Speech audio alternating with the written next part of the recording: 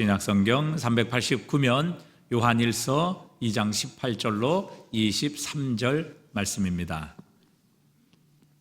요한일서 2장 18절로 23절 말씀입니다. 아이들아, 지금은 마지막 때라. 적그리스도가 오리라는 말을 너희가 들은 것과 같이 지금도 많은 적그리스도가 일어났으니 그러므로 우리가 마지막 때인 줄 아노라.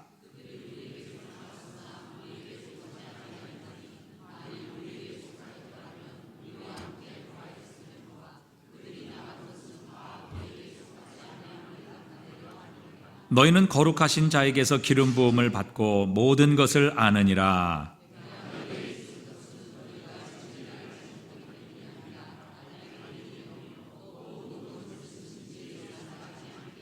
함께 읽습니다. 거짓말하는 자가 누구냐? 예수께서 그리스도이심을 부인하는 자가 아니냐? 아버지와 아들을 부인하는 그가 저 그리스도니, 아들을 부인하는 자에게는 또한 아버지가 없으되 아들을 시인하는 자에게는 아버지도 있느니라. 아멘. 세계적으로 가장 많이 팔리는 오토바이가 어떤 오토바이일까요? 네? 뭐 어떤 거요? 할리 데이비스. 네. 그 지금 거의 망해가고 있습니다. 할리 데이비스 지금 너무 안 팔려가지고 망해가고 있습니다. 세계에 가장 많이 팔리는 오토바이는 혼다 오토바이라고 합니다. 그래서 여러분 베트남 또 이렇게 태국 같은 데 가보면 뭐가 많아요? 오토바이 너무너무 많죠. 차보다 훨씬 많고요. 사람보다 더 많은 것 같아요. 차와 사람이 지나갈 수 없을 그렇게 많은데 강력한 성능, 뛰어난 핸들링, 최신 기술 이런 것들로 세계 시장을 석권하고 있는 것이 바로 혼다 오토바이라고 합니다. 세계에서 가장 성공적인 기업 중에 하나인 혼다가 무려 자신의 10만 명이 넘는 직원을 지금 보유하고 있습니다. 그런데 이 창업주인 혼다 소이치로라는 사람은 사실 수많은 어려움을 극복하고 견뎌낸 사람으로 유명합니다. 1938년에 피스톤 링을 설계해서 이 도요타 자동차에게 팔겠다라는 꿈을 가진 가난한 학생이었습니다. 낮에는 학교를 다니고 또 밤에는 날이 새도록 이 피스톤의 링을 설계해서 수많은 실패를 극복하고 결국에는 이제 완제품을 만들어서 도요타에 납품을 하게 됩니다. 그런데 그때 마침 2차 대전이 일어나고 또 일본이 원자폭탄으로 쑥대밭이 되지요. 또 거기에다가 지진으로 인해서 공장 대부분이 파괴됩니다. 결국 피스톤 링 공장이 문을 닫게 되고 자신의 모든 삶의 기반이 무너지게 되지만 그러나 혼다 소이치로는 포기하지 않습니다. 꿈을 끝까지 간직하고 실천해 나가죠. 결국 그런 끝까지 인내하는 이 삶을 통해서 그런 최초의 오토바이를 전동 자전거를 탄생시킵니다. 그래서 이 모든 이야기를 보며 안소니 로빈스라는 사람이 실패한 자가 패배하는 것이 아니라 포기하는 자가 패배자다, 그런 말을 했습니다. 여러분, 세상에 성공한 사람 중에서 실패 없이 성공한 사람이 몇 명이 있겠습니까? 한 사람도 없습니다. 사실 모든 실패를 극복하고 또 그것을 뛰어넘어 인내하며 계속해서 전진했을 때 결국 성공이란 자리에 오른 것이지, 사실 진짜 패배자는 포기한 자지, 우리가 포기하지 아니하면 결국에는 하나님께서 주신 승리와 축복을 맛보게 된다는 것입니다. 우리 주님께서도 울며 씨를 뿌리러 나가는 자는 반드시 기쁨으로 그 단을 거두리로다 약속하셨습니다. 여러분, 울며 씨를 뿌리는 데는 얼마나 많은 장애가 있겠습니까? 싹이 보이지 않습니다. 미래가 전혀 보이지 않습니다. 또 많은 장애가 있습니다. 그러나 눈물을 가지고 씨를 뿌리러 나가는 자는 결국에 하나님께서 주실 아름다운 열매를 거두게 될 것이라 우리에게 약속하십니다. 우리가 2024년 둘째 주일을 맞이했습니다. 여러분, 우리에게 어떤 일이 있을지라도, 어떤 위기가 찾아오고 또 어떤 많은 시련과 시험이 찾아올지라도 끝까지 믿음을 포기하지 아니하면 우리는 반드시 열매를 거두는 날이 오게 될 것입니다. 여러분, 실패한 자가 패배자가 아니라 포기하는 자가 패배하는 것입니다. 그러기에 포기하지 않으면 우리는 반드시 하나님께서 주시는 좋은 날을 맞이하게 될 줄 믿습니다. 자, 오늘 우리 본문의 말씀 18절을 보면 마지막 때라. 아이들아, 지금은 어떤 때라? 마지막 때라 이렇게 말씀하십니다. 이 마지막 때라는 말씀을 두 번씩이나 강조하고 계시죠. 마지막 때라 적그리스도가 오리라는 말을 너희가 들은 것 같이 지금도 많은 적그리스도가 일어났으니 그러므로 우리가 마지막 때인 줄을 아노라 이렇게 말씀하십니다. 여러분 마지막 때라 그렇게 말씀하십니다. 말세라는 말이죠. 여러분 마지막 때가 과연 언제입니까? 언제가 말세입니까? 여러분 한때 우리 한국교회에서 이 마지막 때가 언제인가를 놓고 큰 홍역을 치른 적이 있습니다. 1992년 10월 28일에 예수님께서 재림하신다. 그래서 다미 선교회, 다가올 미래를 대비하라. 그래서 다미 선교회라는 이 선교회를 통해서 사실 예수님께서 92년 10월 28일 날 오신다. 이런 그 말씀을 소문을 퍼뜨렸죠. 그래서 많은 사람들이 흰 옷을 입고 예배당에 모여서 주님 다시 오시는 그날 28일을 준비하며 그렇게 많은 사람들이 기도하며 예배드렸던 그런 적이 있었습니다. 그래서 뭐 방송국에서도 나와서 그 흰 옷 입고 예배드리는 그런 사람들을 실시간으로 중계를 하고 정말 예수님이 오시는가 그래서 난리가 난 적이 있었습니다. 제 주변에 있는 분 아주 가까운 분들도 예수님께서 12월 28일 날 오신다 이렇게 말하는 분들이 계셨습니다. 또 우리가 잘 아는 생명의 말씀사라는 아주 유수한 출판사죠. 그 출판사의 편집국장이라는 분도 사실은 예수님이 10월 28일 날 오신다 이래가지고 여기에 빠져서 이제 모든 분들이 이렇게 주장을 했습니다. 제 주변에 가까운 분들도 그런 분들이 계셨기에 나는 과연 어떻게 하나, 내가 이걸 전해야 되는가, 아니면 진짜 예수님이 그때 오시면 어떻게 하는가, 이런 여러 가지 궁금증과 또 염려를 가지고 있었습니다. 그런데 그날 주님 오셨습니까? 안 오셨습니까? 네? 오셨어요? 그럼 오셨어요? 안 오셨어요? 아직 안 오셨습니다. 그날 아직 안 오시고 아직까지 지금 안 오고 계셨어요. 안 오고 계셔요. 그래서 지금 우리가 이렇게 있는 거죠. 여러분 주님 오셨다 그러면 우리가 여기 지금 이렇게 있겠어요? 주님 아직 안 오신 것이죠. 자, 여러분 언제 오실까요? 네? 잘 모르셔요? 네. 아무도 몰라요. 그래서 이제 그때 안 오셨단 말이죠. 그래서 그때 기독교인이 몇 프로가 떨어졌다, 완전히 교회가 이제 욕먹게 됐다, 문 닫는다, 이런 얘기들이 많았다고요. 이런 과정을 거치면서 제가 생각해 보니까 그런 것 같아요. 정말 중요한 것은 날짜가 아니라는 것이지요. 주님께서 관심을 가지고 계시는 것은 예수님이 몇 날, 며칠, 몇 시에 오시는가 이런 것에 대한 관심이 아니라는 것입니다. 왜 그럴까요? 여러분 몇 날, 며칠, 몇 시 이러면 여러분 그때 우리가 일하겠습니까? 정상적인 삶을 살겠어요? 그렇지 않단 말이죠. 여러분 근데 성경에 보면 마지막 때 우리가 주님 앞에 이렇게 휴거되는 것, 주님 앞에 공중으로 부르심을 받을 때 보면요, 어떤 사람은 밭에서 일하다가 어떤 사람은 맷돌을 돌리다가 이게 뭐예요? 일상적인 생활을 하다가 주님의 부르심을 받는다는 얘기거든요. 근데 며칠 몇 시에 예수님 오신다 이러면 누가 일상적인 삶을 살겠습니까? 세상은 엉망이 될 것이죠.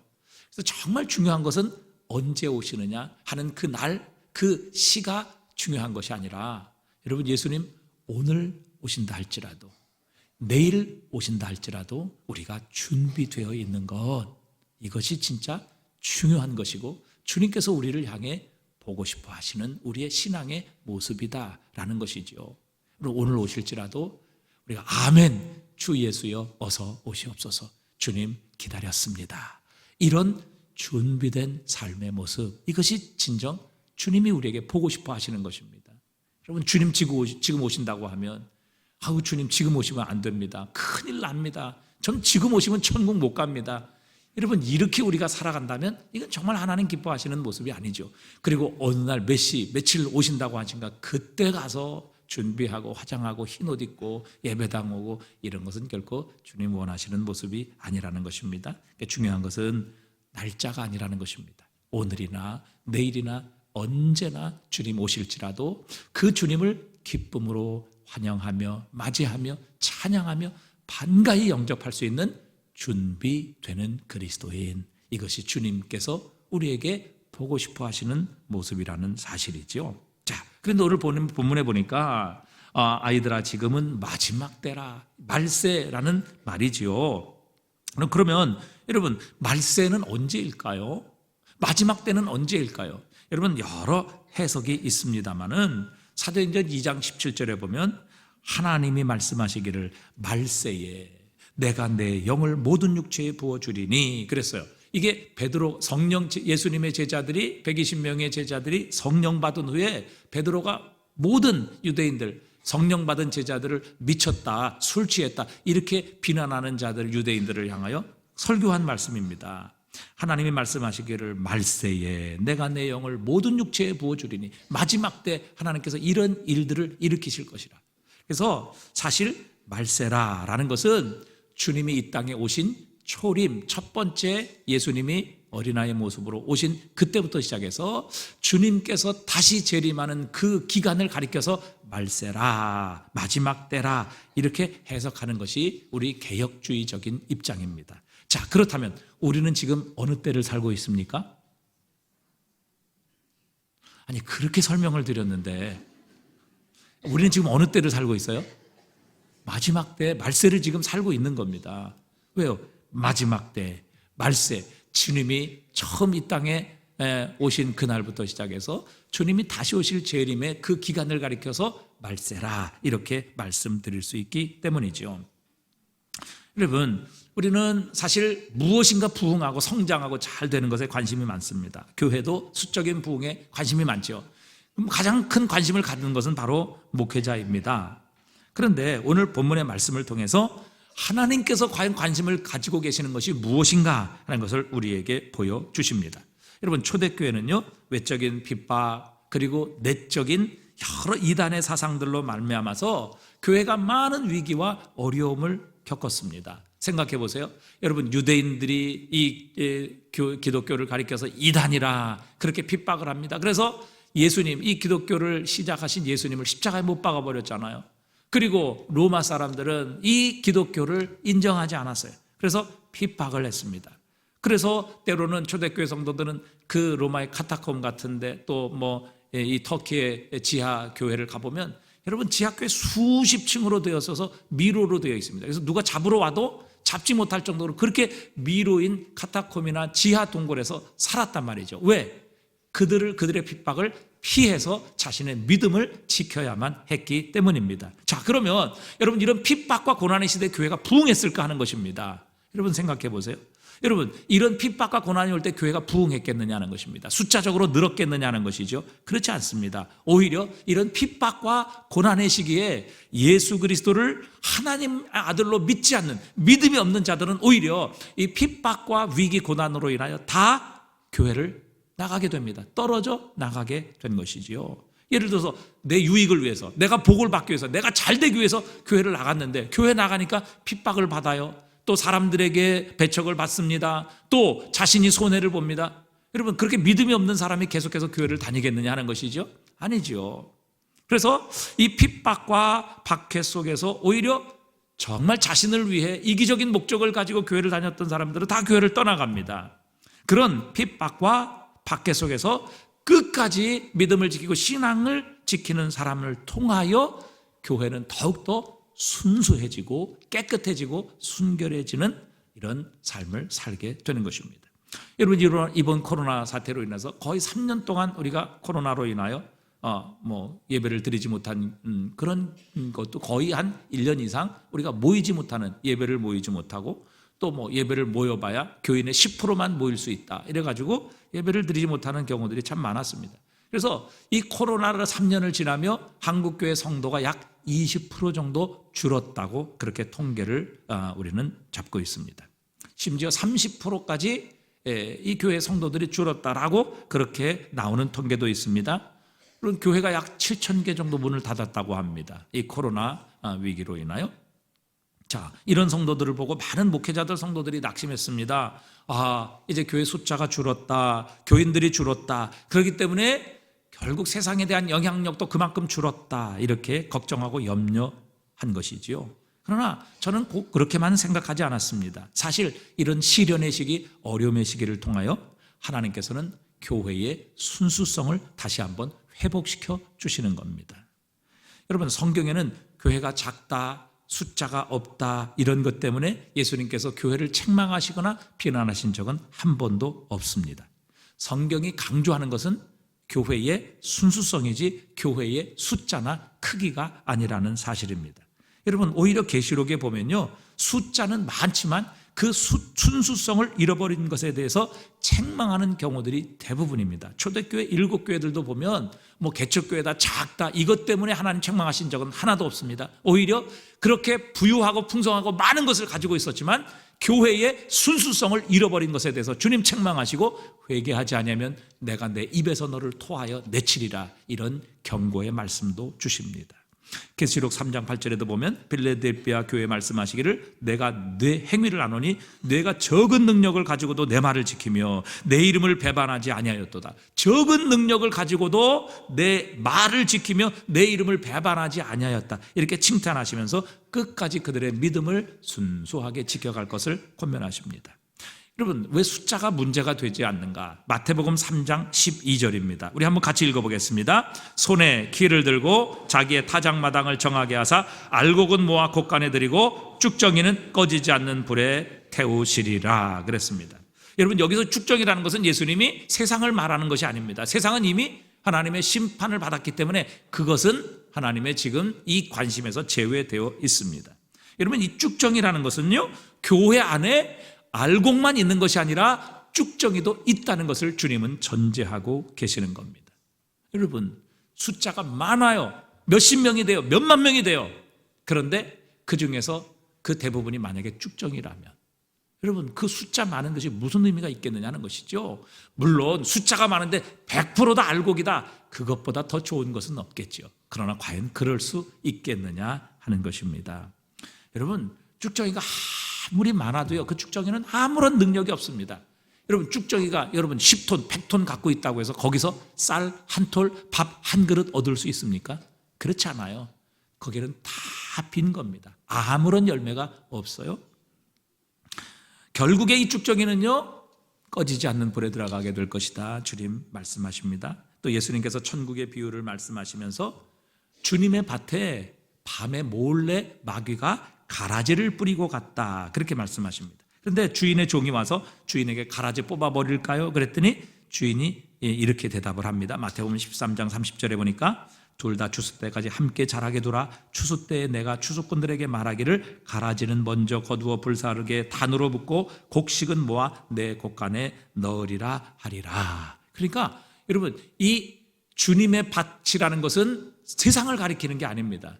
주님의 밭은 바로 주님의 몸된 교회를 가리키는 거예요. 그런데 이 몸된 교회 안에도 가라지와 같이 마귀가 뿌리고 간 가라지와 같은 존재들이 있다, 그렇게 말씀하십니다.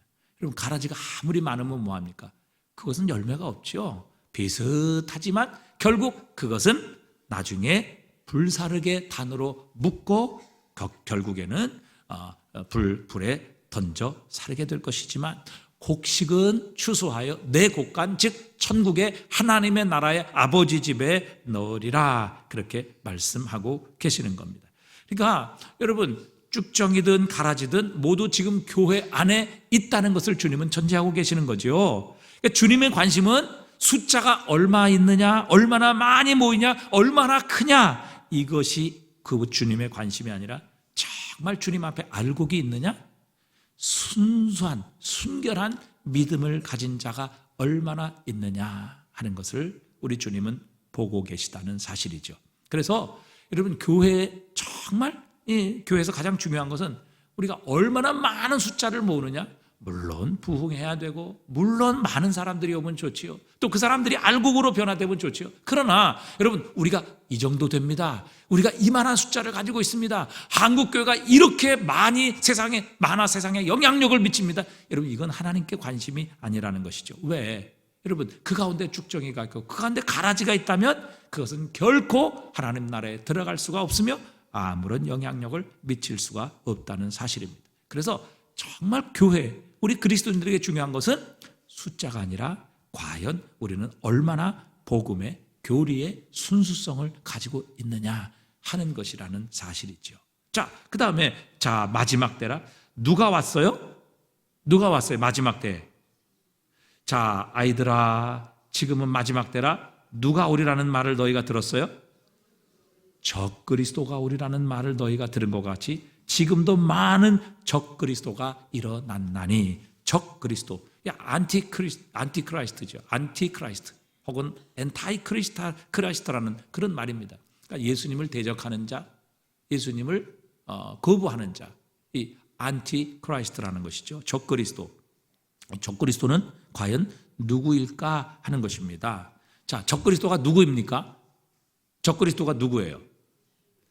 자, 여기 오늘 보면 22절에 보니까 분명하게 이렇게 말씀하고 계세요. 22절에 보니까 거짓말하는 자가 누구냐? 예수께서 그리스도이심을 부인하는 자가 아니냐? 아버지와 아들을 부인하는 그가 누구라고요? 적그리스도라. 23절도 보세요.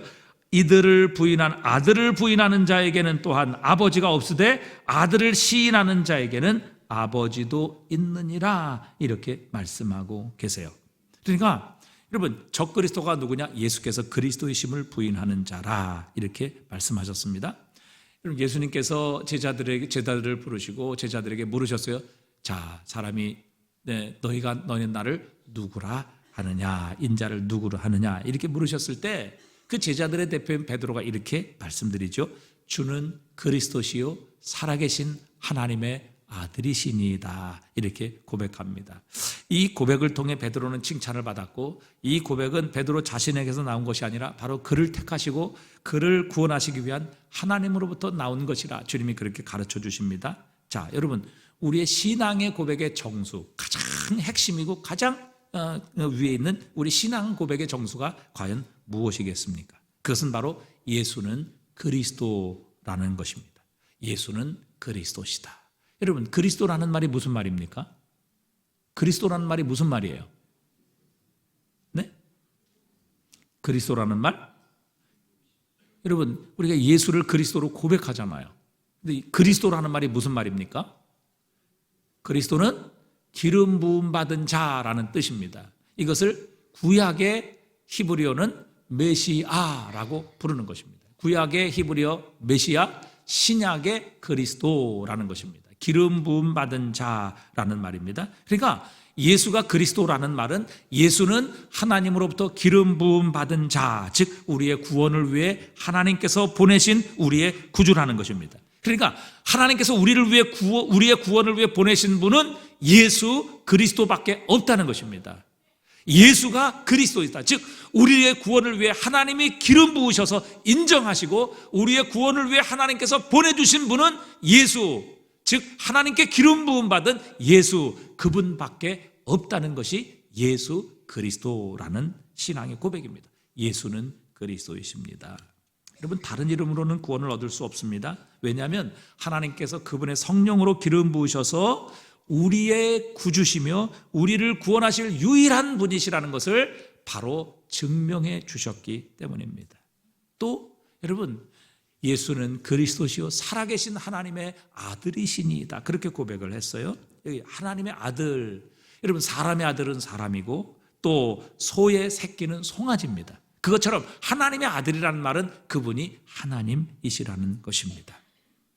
자, 그런데 예수는 그리스도시요 살아계신 하나님의 아들이십니다. 자, 예수는 하나님께서 우리의 구원을 위해 하나님께서 정하신, 하나님께서 인정하시고 하나님께서 우리에게 보내신 기름 부음 받는 자, 예수는 그리스도시요. 그래서 예수님 외에 다른 구원받을 만한 이름이 없다는 것을 고백하는 것, 그리고 예수는 하나님의 아들이십니다. 그러니까 예수님은 하나님이시라는 것이죠.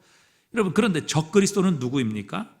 여러분, 적그리스도는 바로 예수님께서 그리스도이심과 그분이 하나님의 아들 되심을 부인하는 자들이라, 그렇게 말씀하시죠. 그래서 오늘 보면 22절에서도 그렇게 말합니다. 예수께서 그리스도이심을 부인하는 자가 아니냐? 아버지와 아들을 부인하는 그가 적그리스도다. 이렇게 말씀하십니다. 여러분, 이 사도 요한이 이 편지를 쓸 때에 적그리스도 이단들은 참 많았습니다. 그러니까 예수님을 부인하는 자지요.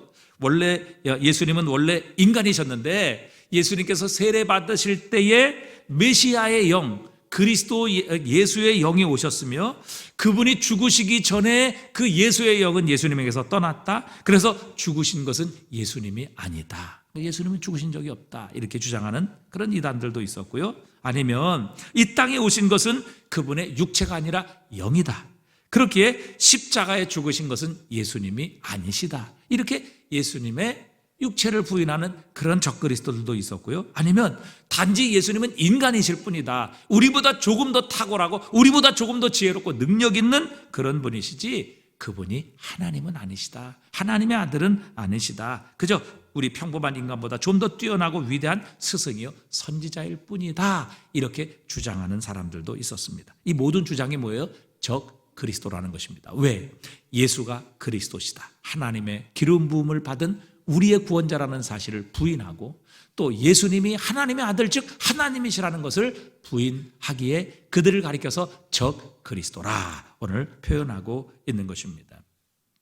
그렇기 때문에 여러분 예수께서 그리스도이심을 믿지도 않고 예수님께서 하나님을 믿지도 않는 사람들이 여러분 교회에 수천 수만 명이 모여 있을지라도 여러분 그것이 진정한 교회가 되겠습니까? 그곳에 하나님이 임재하시겠습니까? 하나님이 그 사람들을 통해서 역사하시겠느냐 하는 것이죠. 여러분 예수를 그리스도로 믿지 아니하고 하나님의 아들로 믿지 않는 자들이 수천 수백이 모여 있을지라도 여러분 그것은 교회가 아닙니다. 단지 인간의 사교 모임일 뿐이지요. 하지만 예수는 그리스도이시며 하나님의 아들이심을 고백하고 믿고 그 믿음을 위해 자신의 생명을 드릴 수 있는 순수한 믿음을 가진 자들의 모임이야말로 진정한 교회인 것입니다. 그들이 비록 적은 숫자이고 세상이 핍박하고 인정해주지 않을지라도 그것이야말로 진정한 주님의 교회요 성령께서 함께 하시는 공동체입니다. 그런데 오늘 보면 19절에 보니까 이렇게 말씀하죠. 그들이 우리에게서 나갔으나 우리에게 속하지 아니하였나니 만일 우리에게 속하였더라면 우리와 함께 거하였으려니와 그들이 나간 것은 다 우리에게 속하지 아니함을 나타내려 함이라 이렇게 말씀하십니다. 그들이 우리에게서 나갔다 이렇게 말씀하시죠. 그들이 우리에게서 나간 것이 그렇게 큰 문제가 아니라는 것입니다. 왜? 오늘 초대교회는 걱정했죠. 아니 우리가 안 그래도 숫자가 적은데 안 그래도 힘이 없는데 아니 그중에서 많은 사람들이 지금 나갔단 말이죠. 얼마나 걱정되겠어요. 교회의 위기감을 느끼는 겁니다. 그런데 이런 일들에 대해서 오늘 사도 요한이 경고하고 격려하고 있는 겁니다. 염려하지 마라. 그들이 나간 것이 중요한 것이 아니라 정말 중요한 것은 남아있는 우리가 진짜 그리스도인이냐 하는 것이다.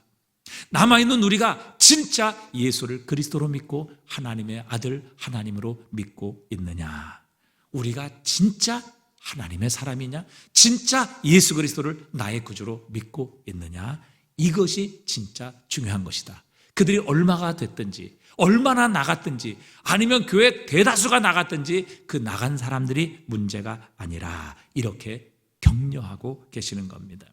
여러분 요즘 많은 종교 단체에서 연합과 일치를 주장합니다. 우리가 먼저 종교인들이 연합해야 합니다. 우리가 화합해야 합니다. 우리가 화평해야 합니다. 물론 좋습니다. 우리는 화평해야 되고 잘 지내야 됩니다. 그런데 여러분 이 진리라는 전제 조건을 우리가 무시하고 과연 진정한 하나가 될 수 있을까 하는 것입니다. 여러분 WCC라는 세계교회협의회 월드 카운슬 오브 처치라는 이런 단체가 있습니다. 여러분 많이 들어보셨을 거예요. 이 WCC에서는 교회의 일체와 화합을 주장하고 있습니다. 그러니까 모든 차이점을 우리가 극복하고 차이점은 틀린 것이 아니라 다른 것이다. 그러니 우리 모두가 다양성을 인정하고 하나가 되자. 그래서 WCC에서 그렇게 주장을 하고 있습니다. 그들은 그렇게 주장을 합니다. 우리가 서로 다른 것을 자꾸 얘기하게 되면 우리 하나가 될 수 없으니까 그냥 그것은 틀린 것이 아니라 다른 것이라고 인정하고 받아주자. 그래서 이쪽 종교에도 불교에도 구원이 있고 천주교에도 구원이 있고 또 다른 무슬림에도 구원이 있고 결국에는 자신의 믿음과 신념을 통해 마지막에 절대자를 만나는 것은 똑같기 때문에 어디 산을 오르는 길이 한 군데밖에 없느냐, 수십 군데를 통해서도 산에 오를 수 있고 정상에 가면 다 만나지 않느냐. 그러니까 우리가 다른 종교와의 차이점을 이야기하지 말고 서로를 인정하며 우리 화평하게 지내고 결국 우리 모든 궁극적인 마지막 정상에서는 하나님을 만나게 될 테니까 우리 하나가 되자. 이렇게 종교 다원주의, 다른 종교에도 또 다른 얼마든지 사상에도 뭐 구원이 있다라는 것을 주장하고 그런 것들을 주장하는 모든 교파와 단체들이 다 소속되어 있습니다. 그래서 심지어는 1951년 WCC 캔버라 대회, 호주의 캔버라 대회가 있었는데 거기에서는 무당을 초청을 했습니다. 그래서 구슬을 하고 그것을 통해서 이 처음에 그 초연 행사, 처음 오프닝 행사로 그 일을 시작했어요. 그리고 뭐예요? 그 무당도 결국에는 궁극적으로는 하나님을 섬기는 사람이 아니겠느냐, 이렇게 해서 우리가 하나가 되고 화합하자, 이런 주장을 하기도 했습니다. 연합 중요합니다. 일치 있어야 합니다. 화합 필요합니다. 그러나 여러분, 이런 진리를 버리면서 화합해야 할까요? 예수님의 말씀을 정면으로 부인하면서 우리가 연합할 수 있습니까? 결코 그렇지 않다는 사실입니다. 물론 우리가 다른 종교와 대화하고 평화를 유지해야 합니다. 하지만 진리를 떠나서는 성령의 하나 되게 하심을 결코 이룰 수는 없습니다. 여러분, 십자가가 없는데 죄사함이 있을 수 있습니까? 예수님이 계신데, 예수님이 계시지 않는데 예수님 없이도 우리가 하나님께 나갈 수 있나요? 여러분, 성령께서 과연 예수 그리스도의 십자가 없이, 죄사함 없이, 하나님 앞에 의롭다 하심을 받는 것 없이 과연 하나님의 성령이 우리와 함께 하셔서 오늘도 우리를 구원하시고 우리에게 하나님의 능력으로 함께 해주실 수 있겠습니까? 여러분, 예수 그리스도를 하나님의 아들로 인정하고 그분이 우리 죄를 위해 십자가를 지심으로 우리를 하나님께로 인도하는 유일한 우리의 구주 예수만이 그리스도이시며 예수는 하나님의 아들이시라는 것을 믿고 인정할 때 성령께서 우리에게 오십니다. 우리는 진정 이 진리의 고백 위에서만 영적인 가족이 될 수 있다는 사실입니다. 여러분, 그래서 성경은요, 이 숫자가 많은 것에 대해서 그렇게 많은 관심을 갖고 계시지 않아요. 오히려 진리를 위해 숫자를 축소하시고 감소하시는 것에 관심을 가지고 계심을 볼 수 있습니다. 자, 이사야서 10장 22절에 보니까요, 이렇게 말씀하십니다. 이스라엘이여, 내 백성이 바다의 모래 같을지라도 누구만 돌아와요? 남은 자만 돌아오리니 넘치는 공의로 파멸이 작정되었습니다. 여러분, 이스라엘 백성이 이 당시에 그들의 죄악으로 인하여 멸망을 당해요. 파멸을 당해요. 바벨론에 의해 정복당하고 아수르에 의해서 심판을 받아 여러분, 나라가 다 완전히 망하게 되고 포로로 잡혀가게 되는 거예요. 그런데 많은 선지자들이 걱정을 했어요. 하나님, 이렇게 하나님의 나라, 하나님의 축복의 약속을 받은 이 하나님의 백성이 지금 다 망했습니다. 포로로 잡혀갔습니다. 우리가 어떻게 하겠습니까? 이제 하나님을 섬기는 사람이 없습니다. 하나님, 어찌 하나님의 나라가 유지될 것이며 어찌 하나님의 뜻이 이 땅에 이루어지겠습니까? 걱정하고 그들의 미래를 염려했던 것입니다. 그때 주님께서 그렇게 말씀하시는 거예요. 걱정하지 마. 이런 심판, 시련을 통해 오직 하나님만 섬기는 백성, 하나님만을 자신의 힘이요 방패로 삼는 남은 자가 있을 것이고, 하나님께서는 그 남은 자를 돌아오게 하셔서 그 남은 자를 통하여 하나님의 백성을 이루시고 하나님의 뜻을 이루시겠다, 그렇게 말씀하고 계시는 겁니다. 여러분, 하나님께서는 이스라엘 백성의 숫자가 바다의 모래와 같이 많을지라도 그것에 관심을 갖지 않으신다는 것입니다. 그렇게 바다의 모래와 같이 많으면 뭐합니까? 다 쭉정이고 다 가라진데, 다 하나님 섬기지 않고 다 하나님의 말씀을 인정하지 않고 순종하지 않는데, 여러분, 바다의 모래 같으면 뭐해요? 그것으로 무슨 일을 할 수 있겠습니까? 여러분, 그러나 하나님께서는 이런 죄악과 위기, 시험과 환난 가운데서도 끝까지 믿음을 지키는 남은 자, 여전히 예수 그리스도를 향한 순수한 믿음을 가진 자를 통해 하나님의 뜻을 이루시며 하나님의 나라를 이 땅에 세워가시겠다, 그렇게 약속하십니다. 그래서 여러분, 하나님에게는 숫자가 문제가 아닙니다. 하나님은요, 작은 자를 통해 천을 이루실 수 있고요, 작은 자를 통해 나라를 이루시는 능력이 하나님께 있습니다. 하나님은요, 돌들을 가지고도 하나님을 찬양하게 하실 수 있다, 이렇게 말씀하고 계십니다. 여러분, 많은 숫자가 그렇게 하나님께는 관심이 아니에요. 숫자가 능력이 아니라는 사실입니다. 여러분, 기드온에게도 사람이 몰려왔어요. 제일 처음에 여러분, 전쟁하고 우리가 미디안과 싸워 이기자 이러니까 32,000명이라는 사람이 다 몰려왔단 말이죠. 그런데 하나님께서는 이 전쟁에서 숫자를 줄이세요. 그래서 22,000명을 돌로 보내신다. 두려워하는 자, 하나님 믿지 않는 자 돌아가라 그래서 22,000명이 돌아가요. 10,000명 남았어요. 여러분, 10,000명 갖고 수십만이 미디안 대적을 어떻게 이겨요? 많아도 지금 이길까 말까 한데, 그런데 그 10,000명 가운데서도요, 결국 하나님께서는 9,700명 다 보내십니다. 그리고 사람의 숫자로는 결코 이길 수 없는 몇 명? 300명만 남기세요. 그리고 놀라운 사실은 하나님은 그 300명을 통해서 이스라엘에 위대한 승리를 주십니다. 미디안의 수십만의 군사를 하나님께서 다 치시고 하나님께서 다 무릎 꿇게 하셔서 결국 하나님의 승리를 이스라엘에게 허락해 주십니다. 여러분, 승리는 숫자에 달린 게 아니에요. 하나님께 달려 있는 것입니다. 그래서 오늘 사도 요한을 통해서 명확하게 그리스도인들에게 말씀하고 계시는 겁니다. 오늘 19절에서 그렇게 말씀하시죠. 그들이 우리에게 나갔으니 우리에게 속하지 아니하였나니 만일 우리에게 속하였더라면 우리와 함께 과였으리라. 그들이 나간 것을 보니까 그들이 우리에게 속하지 아니한 것을 증거하는 것이라 이렇게 말씀하십니다. 여러분, 우리가 그리스도인이라고 한다든지 교회에 속해 있는 자들이라고 주장하는 그 사실만으로 우리가 그리스도인이다라는 것을 증명하는 것이 아니라는 것이지요. 왜? 여기 나간 자들이 이전에 교회에 속해 있었던 사람이에요. 자신 스스로가 그리스도인이라고 그렇게 주장했던 사람들이라고요. 그런데 어떻게 됐어요? 그들이 우리에게서 나갔단 말이죠. 떨어져 나갔단 말이죠. 그것을 통해 볼 때 뭐예요? 그들은 진짜 그리스도에게 속한 사람이 아니었다는 것을 증명한다. 이렇게 오늘 사도 요한이 가르쳐주고 계시는 겁니다. 그러니까 그들이 우리에게서 나갔으니 우리에게 속하지 아니하였나니라고 말씀하십니다. 그러니까 그들은 이전에 교회에 있었고 자기가 스스로 구원받았고 자기가 스스로 하나님의 백성이라고 그렇게 말하고 있었지만 사실은 뭐예요? 그들이 적 그리스도였다고 그렇게 말씀하고 계시는 겁니다. 그래서 결국 뭐예요? 그리스도 예수를 그리스도라고 인정하고 고백하며 하나님의 아들이라고 인정하고 고백했던 이 공동체를 그들이 스스로 떠나게 된 거예요. 그래서 그들이 뭐예요? 결국에는 예수께서 그리스도이심을 부인하는 자요 아버지와 아들을 부인하는 그들이 되어서 결국 이 교회를 나가게 된 것입니다. 여러분, 사도는 그들이 교회 안에 들어와서 자신들이 그리스도인이라 이렇게 말했지만 그러나 우리에게서 나간 그것을 볼 때에 우리 안에 거하기는 했어도 결코 우리에게 속한 자들이 아니었다는 것을 보여주는 것이라 이렇게 우리에게 설명해 주고 있는 것입니다. 여러분, 우리도 이 말씀을 여러분 새겨 들어야 합니다.